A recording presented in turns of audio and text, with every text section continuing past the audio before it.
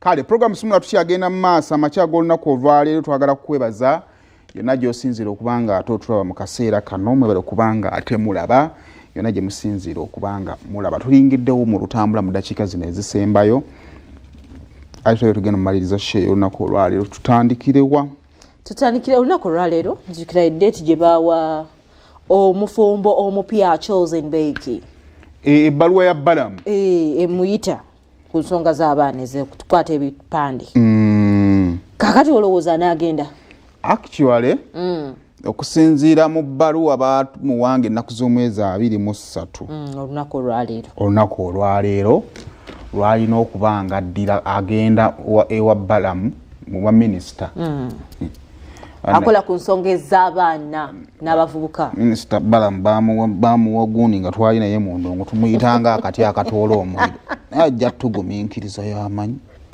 mwe mukyamulaba mu mbeera eri omala kyogera neweekanga nti banali bu minisita gwempise bwentyo naye kale yabayita kakati ekibuuzo anaagendayo wakiŋŋamba nti anaagendayo Chosen Beki alina vidiyo gye yata nga bakamala okuteekayo ekiwandiiko yasooka n'ateekayo ng'alina abaana n'agamba mujje soke tukakase eggwanga naye ku ngeri gye yali akakasaamu ng'alinganga alaga tajja kujja oba ne bwanajja mugenda kufuuyira gundi mulere ayinza obutakwalayo mugenda mugamba okusinza ku vidiyo Chosen Beki gye yafulumya nakyo tubawa ku vidiyo nawo ne bawulirako ogirina ginoonye gamba muli yasooka alina abaana addamu n'akola n'endala ng'ali yekka yeeyo yasooka n'abya n'abaana sekajjajju then eno n'amaana ajja okwogera yekka so kakati kyetutamanyi kubanga ye Mr. Balamu agamba nti waliwo emisango gyo weegi omwana yazaala binusu ono bannaye so kati twogereko ne ku baana be bannange ate wabaddewo ebitambula nti ate ekiwala ng'oggyeko omulenzi adda ku kiwala nti wasekajja kale ate ekiwala ne bakiwa ebyakisiru tugenda kudisikasinga bataata b'abaana mama waabwe yabawa taata waabwe ebyakisiru mugenda tulumya emitwe ku baana abatali baffe obwataata bw'abaana ba Chosen Beki yamanyi gwawuliranga omanyi taata waabwe genda omugamba abalabirire kubanga waliwo gwe bagamba nti ye taata waabwe atalabirira kakati gamba oyo gwe muyita taata waabwe abakole ki abalabirire muve ku ddembe ly'abaana n'abaana bantu bandi badde mu kamera kuba mama yasala okubateeka mu kamera so naye ekyo I think tuba tugitususse sooka otuwa ku Chosen Beki yalabikanga atabiwulira yalabikanga atajje Uganda enyuma baana bange musekeemu we are the Sekaja. We are the Sekaja. Jibu, we are the Sekaja Ju. Sekaja Ju. Bana musokera muveyo malo okwogera musoka mufulume bweru bino biri confidential. Uganda enyuma ola nafa abafukamira mutuvuma ngankubya amavi sanyusa abantu ngabadde mukakamu sanyusa abantu Beki ekyo tekikola abantu bajja kuchawa Beki ekyo tekikola no kabireyo no smiling osanyusa abantu era temusimye era mukyagala mfukamire mukwano we got a caring loving dad era abana be batuzala ba government ati baga abana ba government we ba government ekwate sente esasula omwami wange government ekwate sente esasule ba wange olw'okulabirira abaana bange bana omu yamusanga mu lubuto n'amulabirira paka ku nsi kuno kwali omulala yamusanga wa myezi 3 jibu n'amulabirira paka leero government baga tuzala ba government oba ba government kubanga tebalabirira kati yakwata sente wo omwami wange kuba yalabirira mukwano we are the Sekajas. We got a caring loving dad. Oh my god omwana wange fulumi yalina speech lwakwa sagala muteeka nnyo wano kubanga mujja na lowoozo banze mugambye yalina speech namubuuza speech gyeyagala okuwa ku wedding namugaana buganyi n'agamba sisi njagala kuwa speech namugala speech ki n'angamba nze nakulabanga okaaba okuva daddi we yajja mu bulamu bwe obeera oseka oba yakuwonya stress oyo omwana oyo hurimu gwe mulaba oyo nga ye speech yayagala owa ne mugamba mwana wange nedda tofaayo ebyoli bimugamba mu buntu kati lwaki sisanyuka We got a caring, loving dad. We are finally called the Seka Jazz. Omwami wange asasudde fees bannange. Abaana bange nga basomera bbeeyi bamikwana. Twakabira mu public, tujja kusanyukira mu public. We are not going to make you happy. We tried, but you never appreciated.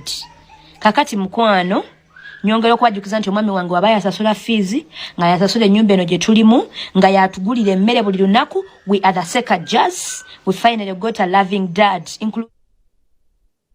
the public have to appreciate you? Kakati nedda. Omanyi Chosen Beka alina ebituufu mu byayogera. Abaana bangi abali ababonaabona temuvangayo bakola ki? Kuboogerako. Chosen Beka mumukole ki? Mumwesonyiwe n'abaana be. Mumuleke. Nze ntudde wano. Nzijukira mama yali musomesa ng'asomesa yo Kakiri. Naye nzijukira nali mwana muto myaka nge 2 oba ku 3. Kakati jukira emyaka bwe batosoma. Nesolosa nengende twagala okugenda mu kupo edimasa natusonga yatukuba emigo yali atuse. Bijjukira ne bya myaka nge ekyo. Ngoli 3 years. Kakati oba maama alimbo oba wayiriza abaana bajja bikali nga bajja bijjukira. Okitegeera? Tebannafukako mugugu gwaffe.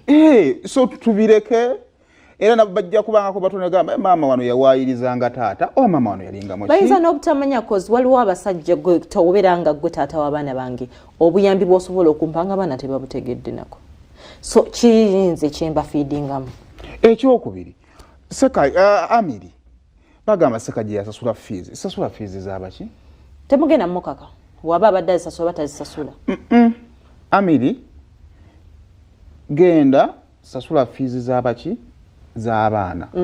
Omanyi buli lwe muzaala abaana ne mwawukana kakati walina okubeerawo omu alina okusigala ku nsonga emu baana. Omu n'apiikinga leeta. Kubanga tuva mu relationship waliwo agisigalamu. Kakati yagisigalamu ebiseera ebisinga newe mubeera mu nsonga eziri serious yaleeta ayagala kuzza ki relationship. Kati nze njagala kukkiriza nti Amiri yafuluma relationship nga ono mwana tannagikola ki? Tannagifuluma. Kakati gwe kyoba okola genda sasula school fees w'abaki. Gosigala ng'okola kyokola kyolina sasula school fees tambula kola ki? Genda. Sasula school fees tambula kola ki?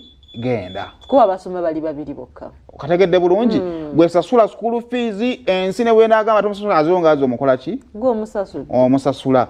Kiringa nga kimu kya 10 nze nsasula nteeka 10 mu kanisa. Si lwa sifa ku musumba. Nkiteeka lwaki? Oba omusumba akikozesezza ki yakola ki?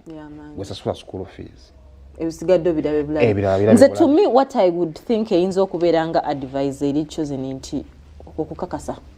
Bino byakola biri mu kwagala kukakasa. Era jjabba kakasa kubanga alina n'abawagizi abamugamba nti genda maaso okole ki? Kakasa. Abasajja mulinnyiridde nnyo eddembe ly'abaana ab'obuwala kakati n'abaana akikozesa obi bajja kiyisa waawo. Abakazi bangi abali babonaabona olw'abasajja ababakola ki? But there are times abakazi twekubamu noga kale bino byonna nakola be batono. Bino kinatuuka wano.